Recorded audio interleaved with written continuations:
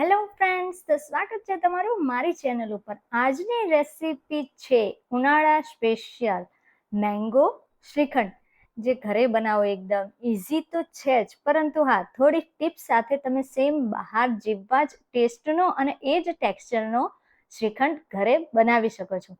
તો શ્રીખંડ ઘરે બનાવવા માટે રેસીપી તો જોવી પડશે, તો ચાલો રેસીપી સ્ટાર્ટ કરી દઈએ. તો જો, સૌથી પહેલા મેં અહીંયા 1 લીટર દહીં લઈ લીધું છે. જે મેં 1 લીટર દૂધ હતું એનું દહીં જમાવી દીધું છે.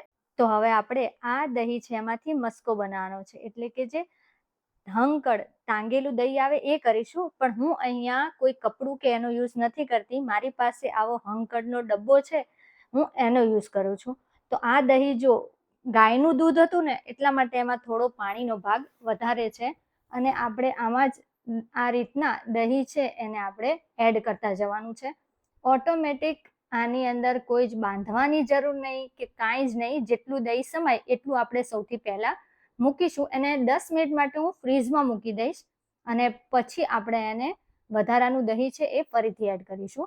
તો 10 મિનિટ બાદ તમે જોઈ શકો છો પાણીનો ભાગ છે ઓછો થઈ ગયો છે, એટલે કે એમાં દહીંમાં પાણીનો ભાગ ઓછો થઈ ગયો છે. તો ફરીથી આપણે ઉપર વધેલું દહીં છે એ એની અંદર મૂકી અને ફરીથી આપણે એને ફ્રીઝમાં મેં અહીંયા એક આખી રાત અને અડધો દિવસ, એટલે કે 1.5 દિવસ માટે મૂકી દીધું છે. તો જોયું ને કે આ જે આપણો ડબ્બો છે ને હંકડ માટેનો, એ મેં અહીંયા મીશોમાંથી મંગાવેલું છે, અને એટલું સરસ કામ કરે છે કે તમે આમાં સરસ રીતે દહીં છે એને ટાંગી શકો છો, એટલે કે હંકડ રેડી કરી શકો છો. તો જો એનું ટેક્સચર તમે જુઓ, એકદમ પનીર જેવું આવે છે. તો બસ, શ્રીખંડ માટેનો મસ્કો રેડી છે. હવે આપણે એક બાઉલ લઈ લઈશું, અને એ બાઉલની અંદર જે આપણું મસ્કો છે એટલે કે દહીં છે એ એડ કરી લેવાનું છે. આમથી તો કેટલી રામાયણ હોય છે કે કપડું લો, કપડાની અંદર દહીંને ટાંગો, અથવા તો એને આપણે કોઈ બાઉલની અંદર રાખી અને ફ્રીઝમાં રાખો. પણ આ ડબ્બો છે ને એટલો સરસ કામનો છે કે એને આપણે ડાયરેક્ટ દહીં એડ કરી અને ફ્રીઝમાં મૂકી દો, ઓટોમેટિક એનું પાણી નીતરતું રહેશે.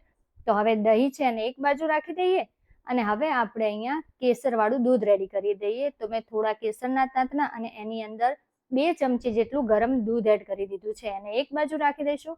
હવે મેંગો ફ્લેવરનો શ્રીખંડ છે એટલે આપણે એમાં મેંગો તો એડ કરવી પડશે. તો અહીંયા મેં 2 કેસર મેંગો લઈ લીધી છે, એટલે કે કેસર કેરી લઈ લીધી છે. ઉપરથી ડીટીયાનો ભાગ કાઢી લીધો છે, અને એના આપણે ટુકડા કરવાના છે. અને મેં પહેલા પણ એકવાર કીધું એ રીતે કે આના ટુકડા જ્યારે કેરીના કરીએ ને, ત્યારે આ રીતના ટુકડા કરીએ ને તો જોવાની તો મજા આવે છે, પણ જે ટુકડા ખાવાની પણ, જો કેરી ભાવતી હોય તો કેરી તો ખાવાની મજા જ આવે, પણ આ રીતે ટુકડા કરી અને એનો જે લુક આવે છે ને એ બહુ ગમે છે. તો બસ, કેરી કટ કરી લેવાની છે, અને એના ટુકડા છે એને આપણે એક મિક્સી જારની અંદર એડ કરી લઈશું. મારા બાબાને પણ આ જ રીતે કેરી છે ને એને એક પીસ લઈ અને કે મમ્મી આ રીતે ટ્રાય કરો, ખૂબ મજા આવે છે, જોવાની તો બહુ જ મજા આવે છે. એટલે બધા જ કેરીના મેં આ રીતે ટુકડા કરી લીધા છે, અને એને આપણે મિક્સી જારની અંદર એડ કરી લીધા છે.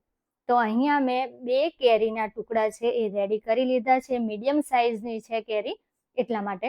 હવે એને આપણે ઢાંકણ બંધ કરી એનો આપણે પાણી એડ કર્યા વગર પલ્પ બનાવી લેવાનો છે. કારણ કે જો પાણીનો ભાગ આવશે ને તો આપણો જે શ્રીખંડ છે એ સરખી રીતે નહીં બને, એકદમ પાણીવાળો થોડો બનશે. તો આપણો જો આ કેરીનો પલ્પ છે એ એકદમ રેડી થઈ ગયો છે, એને મૂકી દઈશું આપણે સાઈડમાં. અને હવે આપણે દહીંનો જે મસ્કો હતો એ લઈ લીધો છે, અને એને વિસ્કરની મદદથી આ રીતે ફીટી લીધો છે મેં. હા, તમે જો ચારણી હોય ને તમે એમાં પણ કાઢી શકો છો, એકદમ સરસ એવો લમ્સ ફ્રી થશે. પણ અહીંયા મેં આ રીતે વિસ્કરની મદદથી 2 મિનિટ માટે ફીટી લીધો છે. હવે એની અંદર સ્વાદ પ્રમાણે આપણે ખાંડ એડ કરવાની છે. હવે તમે એમ કહેશો કે સ્વાદ પ્રમાણે તો મીઠું એડ કરાય, પણ હા, ખાંડ એટલા માટે કે દહીં ખાટું છે, મોળું છે, કે પછી કોઈને ગળ્યો શ્રીખંડ જોઈએ, કે કોઈને મીડિયમ શ્રીખંડ જોઈએ, મીડિયમ ગળ્યો જોઈએ, તો એ રીતે આપણે ખાંડ એડ કરવાની છે. લગભગ 4 થી 5 મિનિટ આ રીતે ફીટી લેશો એટલે આપણે જે દળેલી ખાંડ છે એ દહીં સાથે સારી રીતે મિક્સ થઈ જશે, એટલે કે એક રસ થઈ જશે. તો બસ, હવે આ સ્ટેજ ઉપર આપણે એની અંદર એડ કરી દઈશું કેરીનો પલ્પ. મેં અહીંયા બધો કેરીનો પલ્પ નથી એડ કર્યો, 2 ચમચી જેટલો રાખી દીધો હતો. હવે એડ કરવાની છે એની અંદર ઇલાયચીનો પાવડર, અને સાથે સાથે એડ કરીશું ડ્રાયફ્રૂટ્સ, કાજુ અને બદામની કતરણ, અને જે આપણે કેસરવાળું દૂધ કરી અને તૈયાર રાખ્યું હતું તો એ એડ કરવાનું છે. તો મેં અહીંયા 1 ચમચી જેટલું કેસરનું દૂધ એડ કર્યું છે અને બાકી મેં અહીંયા ઉપરથી એક સાઈડમાં રાખી દીધું છે, કારણ કે ઉપર ગાર્નિશિંગ માટે પણ થોડું જોઈશે ને. તો બસ આ બધું છે એ આપણે સારી રીતે મિક્સ કરી દેવાનું છે. જ્યાં સુધી પલ્પ, કેરીનો પલ્પ છે એ દહીં સાથે સારી રીતે એક રસ ન થઈ જાય ત્યાં સુધી લગભગ 2 થી 3 મિનિટમાં શ્રીખંડ છે રેડી થઈ જશે. અને હા, જો કેરીના પલ્પના લીધે શ્રીખંડ છે થોડું આ રીતે લૂઝ રહેશે તો એને આપણે 1 થી 1.5 કલાક અથવા થોડા વધારે ટાઈમ માટે પણ ફ્રીઝમાં રાખી દેવાનો છે. તો આપણે આ સાઈડમાં જે શ્રીખંડ ચોટેલો હતો એટલે કે લાગેલો હોય ને વાસણમાં, એ આપણે વચ્ચે લઈ લઈશું અને બસ આને આપણે મૂકી દઈશું હવે 1.5 થી 2 કલાક માટે ફ્રીઝમાં. મેં 1.5 થી 2 કલાક માટે મૂક્યો છે, તમે ઓછામાં ઓછો એને 1 કલાક માટે રાખી શકો છો. તો 1.5 થી 2 કલાક બાદ આપણો શ્રીખંડ છે જોઈ શકો છો કે એકદમ બજાર જેવું એનું ટેક્સચર આવ્યું છે અને એટલો સરસ બન્યો છે મેંગો ફ્લેવરનો. તો હવે આને આપણે સર્વ કરી લઈએ. તો જો મારી પાસે આ રીતની કુલ્લડ હતી, એટલે કે આ રીતના બાઉલ હતો ને મેં એની અંદર શ્રીખંડ છે એને સર્વ કર્યો છે. આટલો જ નથી, હા, બાઉલમાં પણ થોડો વધ્યો જ છે. તો હવે આને આપણે ગાર્નિશ કરી લઈશું. તો અહીંયા શ્રીખંડની ઉપર હું કાજુની, બદામ અને પિસ્તા એની કતરણથી આને ગાર્નિશ કરી લઉં છું. તમે આને ડાયરેક્ટ પણ ખાઈ શકો છો, જરૂરી નથી કે ઉપર ગાર્નિશ કરવું. પણ હા, હું અહીંયા ગાર્નિશ કરું છું અને ઉપરથી આપણે જે દૂધ વધાર્યું હતું ને કેસરવાળું એ એડ કરી લઈએ. તો એકદમ જે બજારમાંથી લાવીએ ને કે ગાર્નિશિંગ વાળું, તો એ જ રીતના છે. અને હા, જો આ પિસ્તાનું કોઈ એમ કે આ કાળું શું થઈ ગયું છે, તો મેં પિસ્તાની કતરણનો ભાગ હતો તો એ મેં કાઢી લીધો છે. તો રેડી છે આપણો મેંગો ફ્લેવરનો શ્રીખંડ, એકદમ બજારમાં મળે એ જ રીતના, એ જ ટેસ્ટનો અને એ જ ટેક્સચર વાળો. તો તમને કેવી લાગી આજની આ મેંગો શ્રીખંડની રેસીપી?